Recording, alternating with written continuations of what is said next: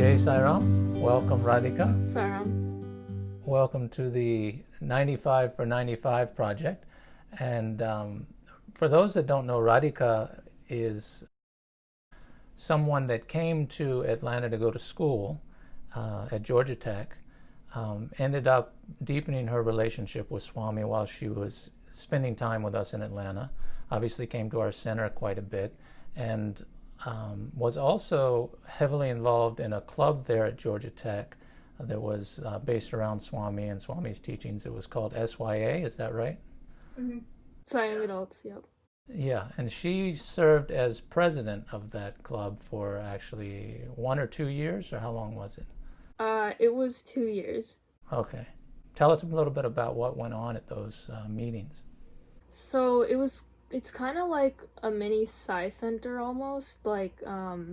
Basically we had discussion for 45 minutes and then bhajans for 45 minutes. So the discussion topics were on pretty much anything. Is how to deal with stress in like a college environment, how to deal with like difficult relationships or difficult people, like things like that. And then we'd have regular bhajans afterwards. So it was really good. It was every Wednesday, and it it was a lot of people would say it was the best part of their week. So that was really good. So can you share from your early days, what was some of the first things that motivated you and eventually led you toward Sai and toward this club eventually in leading it? So basically my story with Swami started when I was in second grade. Um, so we had moved to an apartment, and I had met this girl who was going to Sai Center in SSE. And so her mom told my mom that they go to SSE and that we should join if we could. Um, so it kind of started from a young age. And while I was growing up, I feel like I never really connected with like the kids my age, or even like that was something that continued even in high school and college, and to this day I would even say. So because of that, Swami kind of became my closest companion, especially because I was always just drawn to him and his teachings. And I always felt like my conscience was the voice of Swami. So he became really close to me that way, I would say. I wanted to continue that in college, so that's when I joined SYA, and I really wanted to like actively participate in it, so I tried to take up a leadership role when I could. Did you develop any deeper awareness of Sai, or did you have any experiences that kind of broadened your perspective of life and so forth from that process? In college and even before and after college, like you're always dealing with people who can sometimes be a little difficult.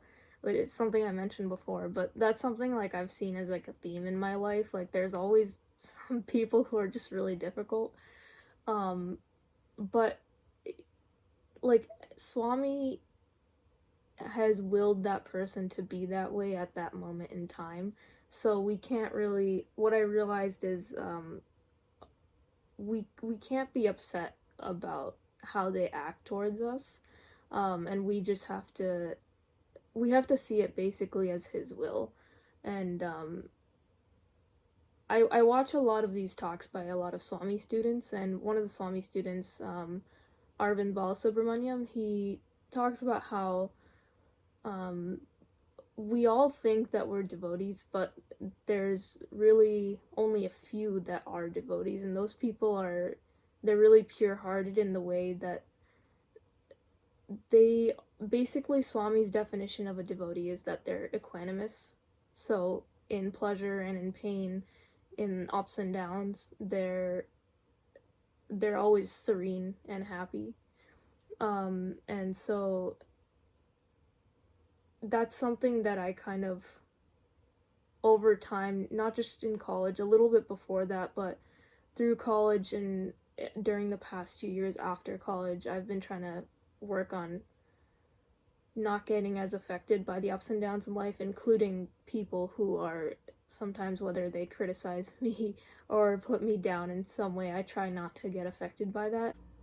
I've noticed that as we go through life, we kind of start to see how everybody in our life, in some way, disappoints or hurts us, whether intentionally or unintentionally, and whether they acknowledge it and try to make up for it or not.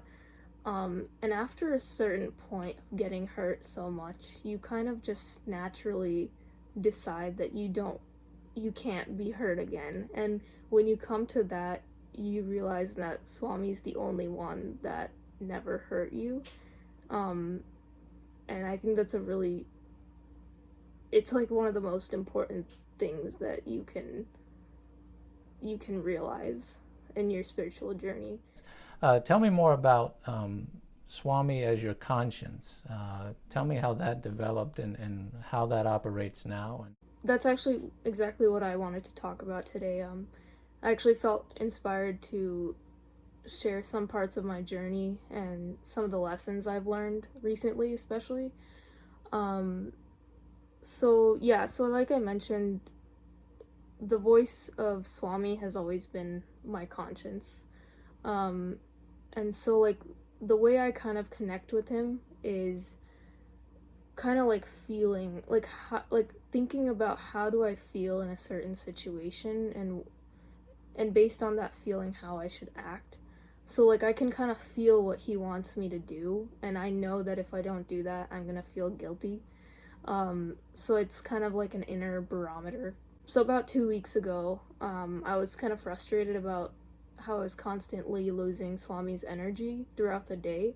Um, and I know, like, when I do that, I basically just feel really empty inside, and life feels like it has no meaning at all. And so I was just getting really frustrated with why that kept happening. So I thought maybe it was because I needed to intensify my sadhana. I feel like frequency is sometimes even a little more important, or maybe just for me, but frequency is also important. Um, and so I basically set a timer for every 40 minutes. And so every 40 minutes, I would listen to a bhajan or two, to get myself back into his energy.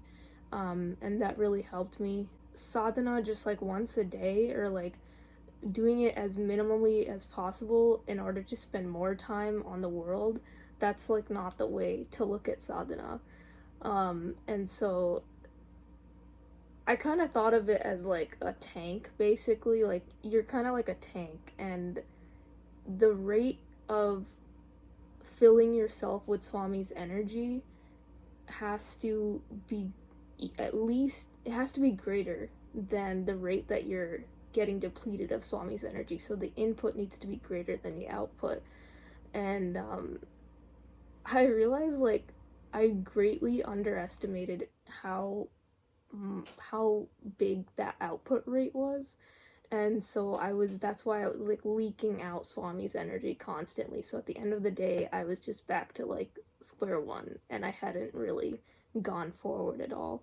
Um, so that's why I've been trying to increase the frequency of my sadhana a lot more, even throughout the day, so I can keep his energy. And that's something that has helped me a lot and made me feel a lot closer to him.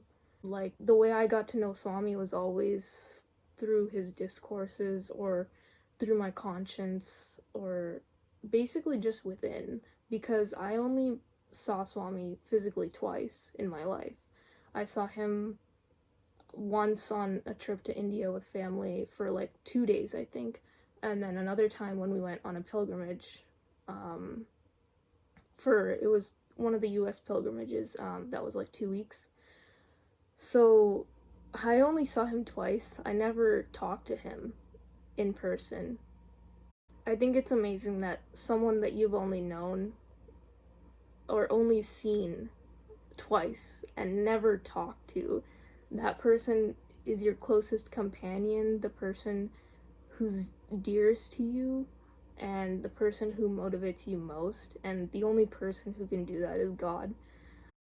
One thing that I've been working on recently, it's something I've always actually wanted to work on, is waking up during Brahma Muhurta, which is 4 to 6. And I know, like, we all all of us have tried to do that so many times, and we've all failed so many times. But I just really wanted to do it, and also it's just that Swami told me, like, you gotta do it, you just gotta do it. When you wake up the next day at 5:30, your alarm goes off and you get out of bed.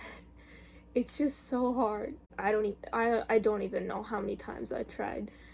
Your bed is like so warm and comfortable, and it's just nobody wants to get up, and it's kind of dark. No one else is up yet, so like you have all these reasons to not get up. So basically for that reason it never worked. Like I tried telling myself, okay, if I wake up at 5:30, I can maybe work out and get that done with first thing so I can be more fit, or like I can get started earlier so I can be more successful, like things like that. But they never worked because they weren't based on God, essentially. And so I was like, okay, let me see how I can come up with a reason that involves Swami. And so what I've been doing for the past 5 days actually is, as soon as I wake up, I listen to as many bhajans as I need to feel more awake and ready to actually get out of bed. And that's worked like a charm. And it seems like a small thing, but at the early hours and at the end of the day, that's kind of when you see what's most important to you and what you really care about and what you're really willing to push yourself for. And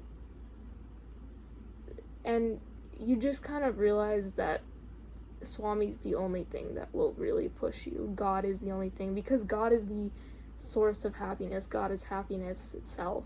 So, and we're all seeking happiness. Every single thing that we do, every single moment of our lives is for happiness. And so it only makes sense to make every single motivation for everything we do based on God. So that's been working for me, and I hope I can keep it up. So, yeah. That's awesome. Jay, signing off. Thanks so much for sharing.